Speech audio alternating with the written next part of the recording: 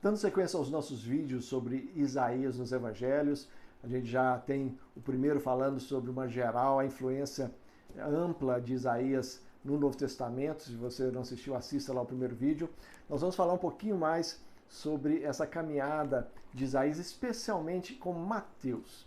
Isaías em Mateus tem uma forma toda especial, porque Mateus foi o evangelista que é considerado o escritor para os judeus. A forma como ele escreveu, a linguagem que ele usa, a estruturação das frases. A maioria dos teólogos concorda que o Mateus tinha em mente não só pessoas que estavam ao redor de todo o Império Romano, mas especialmente os judeus convertidos, os judeus que eram cristãos.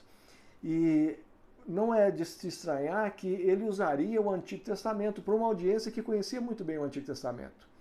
Como Isaías era um dos profetas mais lidos naquela época, a gente tem várias indicações dessa presença dos textos de Isaías de uma forma mais ampla para os judeus naquela época. A gente percebe que Mateus vai lançar mão desse texto, mas não vai lançar mão só do texto de Isaías para mostrar aqui ou ali algumas características de Jesus. Mateus estrutura todo o seu evangelho de forma a mostrar que Jesus é sim o Messias. Do início ao fim do seu evangelho, ele vai mostrando em cada etapa da vida de Jesus como Isaías já havia profetizado tudo aquilo, como Isaías já havia mostrado tudo aquilo. Quer ver? Dá uma olhadinha comigo. A gente tem lá primeiro na Anunciação. Maria, quando recebe a visita do anjo e diz que ela vai ficar grávida, ele usa um texto de Isaías para dizer que eis que a virgem conceberá e dará à luz um filho, e seu nome será Emanuel, um texto de Isaías. Depois, antes de Jesus começar o seu ministério, João Batista, no seu ministério, já anuncia a chegada do Messias. E ele usa um texto de Isaías para dizer que João Batista tinha um ministério daquele que prepararia o caminho do Senhor no deserto. Depois disso, quando Jesus abre o seu ministério, ele começa o ministério na Galileia. Isaías, de novo, profetiza de que a Galileia, que estava em trevas, viu a grande luz. E é justamente essa Galileia que Isaías fala, onde Jesus começa o seu ministério. Um ministério carregado de um pastoreio acolhedor que curava e libertava as pessoas. Ele usa o chamado servo sofredor, as canções ou os poemas do servo, que são marcantes de Isaías. Ele vai associar esse servo ao Senhor Jesus Cristo, mostrando que em Isaías 53 diz que o servo carregou sobre si as nossas enfermidades. E Jesus, Mateus vai mostrar Jesus fazendo várias curas e cita Isaías nesse texto. Depois Jesus vai acolhendo os perdidos, vai acolhendo os necessitados, vai acolhendo aqueles que estavam quebrantados. E aí ele usa um texto de Isaías para dizer que Jesus não esmagaria a cana quebrada, ou seja, não viria para colocar mais peso, mais opressão do que o povo já estava vivendo debaixo do Império Romano e debaixo da liderança ruim de Israel.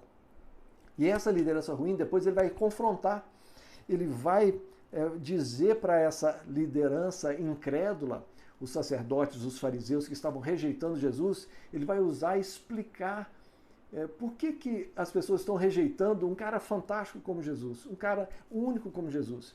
E aí ele vai usar Isaías para mostrar que isso já estava predito lá pelos profetas, que o Messias seria rejeitado.